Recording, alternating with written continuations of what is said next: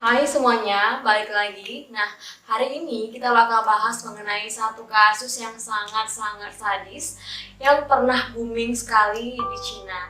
Nah, seperti apa? Simak terus videonya.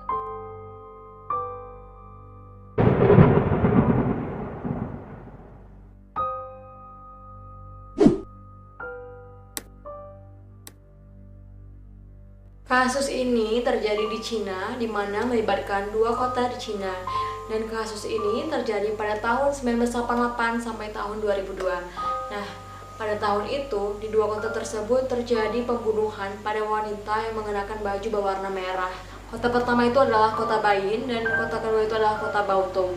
Di kota pertama, yaitu kota Bayin, melibatkan 9 orang korban, dan kota kedua itu kota Baotou yang melibatkan 2 orang korban. Dan total korban yang terlibat dalam kasus ini adalah berjumlah 11 orang.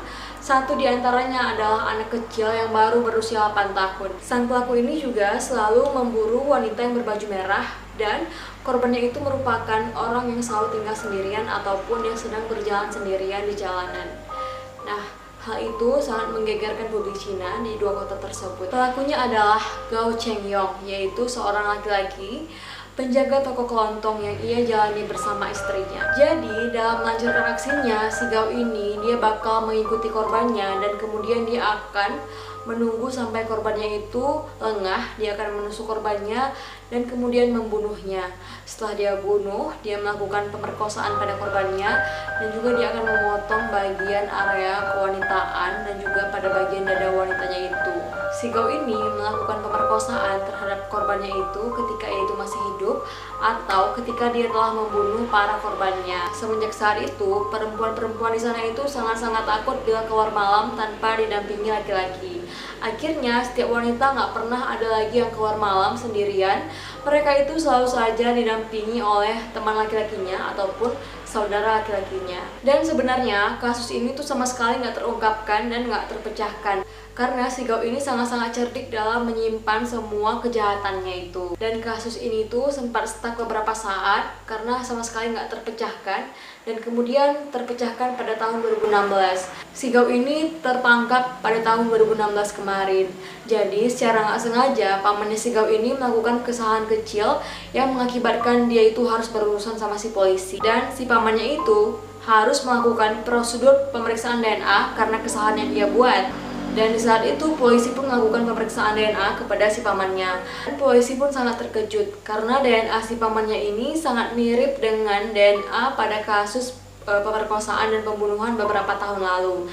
Akhirnya kasus itu pun dibuka kembali dan polisi melakukan penyelidikan terhadap keluarga si pamannya ini.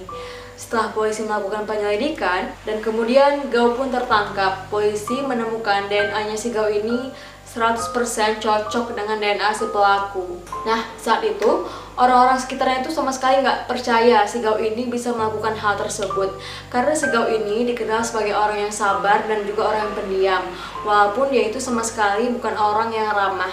Istrinya juga sangat histeris begitu mengetahui bahwa suaminya melakukan tindakan yang sangat-sangat keji seperti itu. Dan Gao pun ditangkap dan dia akhirnya itu diadili di pengadilan Cina dan dia dijatuhi hukuman mati. Pada kehidupan pribadinya, Gao ini memiliki seorang istri dan juga 2 orang anak. Orang-orang sekitarnya itu mengenal Gao ini sebagai pribadi yang sangat tertutup, pendiam, tapi sangat-sangat sabar. Makanya mereka itu sama sekali nggak percaya bahwa si Gao yang baik hati ini melakukan tindakan yang sangat-sangat keji sekali. Dan kemudian pada tahun 2019 kemarin, dia itu dieksekusi dengan hukuman mati.